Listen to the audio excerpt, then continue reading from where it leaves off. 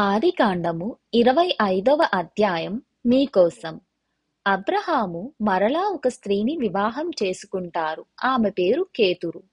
ఇలా అబ్రహామునకు ముగ్గురు భార్యలు కలరు. అందులో మొదటివారు సెరాయి.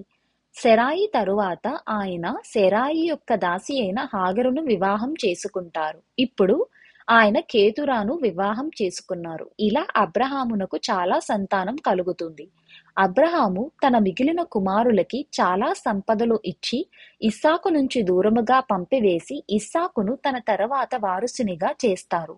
ఇలా అబ్రహాము 175 సంవత్సరములు బ్రతికి మరణిస్తారు. అబ్రహాము తన భార్య అయిన సెరాను ఎక్కడైతే సమాధి చేశారో అక్కడనే ఇస్సాకు, ఇష్మాయేలు అబ్రహామును కూడా సమాధి చేస్తారు. ఇస్సాకు తన 40 ఏట వయస్సులో రిబ్కాను వివాహం చేసుకుంటారు. అయితే రిబ్కాకు సంతానం ఉండదు. అందుకు ఇస్సాకు యెహోవాకు ప్రార్థన చెయ్యగా యెహోవా అతని మాట విని తన 60వ సంవత్సరమున తనకు రిబ్కాకు సంతానం కలగజేస్తారు.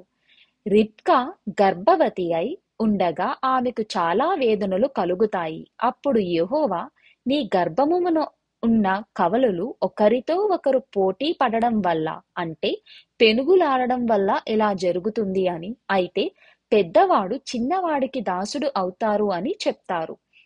అలా రిబ్కాకు యాసావు, యాకోబు అనే ఇద్దరు కుమారులు కలుగుతారు. యాసావు ఒక వేటగాడు, అలానే యాకోబు సాధువై జీవిస్తూ ఉంటారు. ఇస్సాకుకు తన పెద్ద కుమారుడైన యాసావు అంటే చాలా ఇష్టం.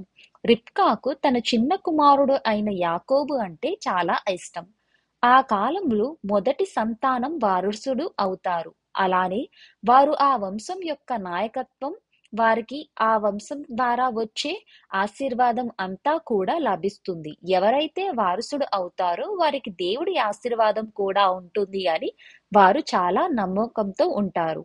అయితే ఒకరోజు యాకోబు ఒక వంటకము వండుకొని ఉండగా యాకోబు అలసిన వాడై యాకోబు దగ్గరకు వచ్చి ఆహారము పెట్టమని అడుగుతారు. అందుకు యాకోబు, నీవు నీ జ్యేష్ఠత్వమును నాకు ఇస్తే ఈ ఆహారమును నీకు ఇస్తాను అని చెప్పగా యాకోబు ఆ నిమిషము గురించి మాత్రమే ఆలోచించి తన జ్యేష్ఠత్వమును యాకోబుకు వదిలేసుకుంటారు.